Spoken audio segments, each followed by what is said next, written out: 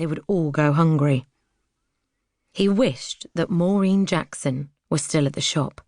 She'd always given him a few bargains or paid him to do small jobs, but her father was a skinflint and refused to give anything away.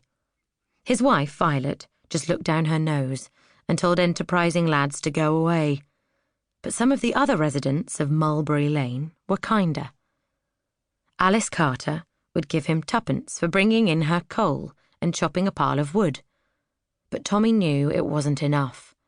At nearly 14, he felt capable of doing a man's work and wished he could convince his mother to let him leave school after his birthday in April.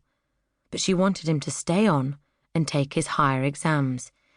"You're a bright lad, Tommy," Tilly Barton had told her son just that morning. "Brighter than your brother, your father and me, so stay on for as long as you can and make something more of yourself. God knows, you don't want to live like this for the rest of your life." Tommy hadn't answered her, but he knew what he wanted. He was tall for his age, an energetic, rangy lad with big hands and feet, who looked older than he was, but he'd already been down the army enrolment office and tried to persuade them he was 18. The sergeant had laughed and told him to come back in 3 years or so. "I'll have you if I could, lad," he told Tommy, "but they'd have me guts for garters." He'd reached into his pocket and given Tommy a shilling. "In the old days, if you took me shilling, you'd be in the army, lad. But there's rules these days. See, you got to be 18. Buy yourself a hot pie and mash and look after your ma." Tommy's encounter with the friendly sergeant had made him keener than ever to join up. But he couldn't even leave school until the start of the summer term, even if his ma would let him then. So the best he could do was to find all the odd jobs he could in the lanes. And he always liked working for Peggy Ashley at the Pig and Whistle, because he usually got something good to eat as well as a few pennies in his pocket. Whistling cheerfully, he walked across the road.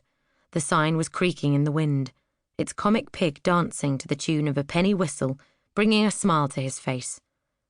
Tommy went under the arch to the pub yard and knocked at the back door, which was painted dark green and split in two like a stable door.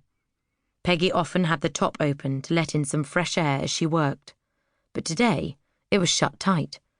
She opened it and smiled at him, nodding as he told her he was about to start on the job she wanted done.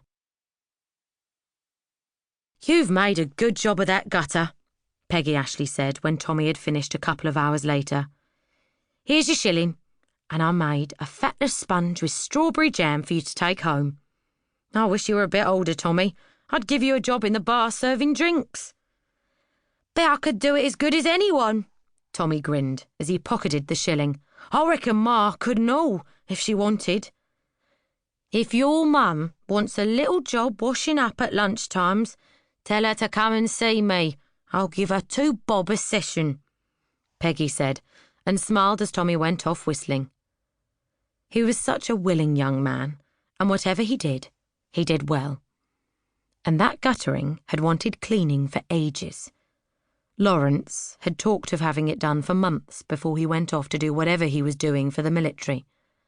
Peggy frowned as she thought of the husband she'd once loved, who had betrayed her trust by having an affair, but dismissed it as unimportant. Lawrence was no longer truly a part of her life. Her life was here in Mulberry Lane with her friends, her children, and her granddaughter. Her thoughts turned to Tommy again. Peggy wasn't the only one in Mulberry Lane who thought Tommy Barton deserved a break. His mother struggled to bring up 2 growing lads since her husband had been sent to prison for robbing a corner post office somewhere up the West End.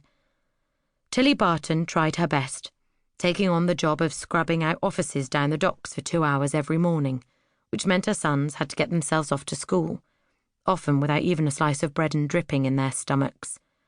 Peggy sometimes needed an extra pair of hands in the bar, but Tilly wasn't cut out for that sort of work, though she could help with washing the dishes if she accepted the offer. "Was that Tommy Barton I just saw leaving the yard?" Nellie, her friend and daily help, entered the kitchen as Peggy put a batch of lemon curd tarts into the oven. "They look good.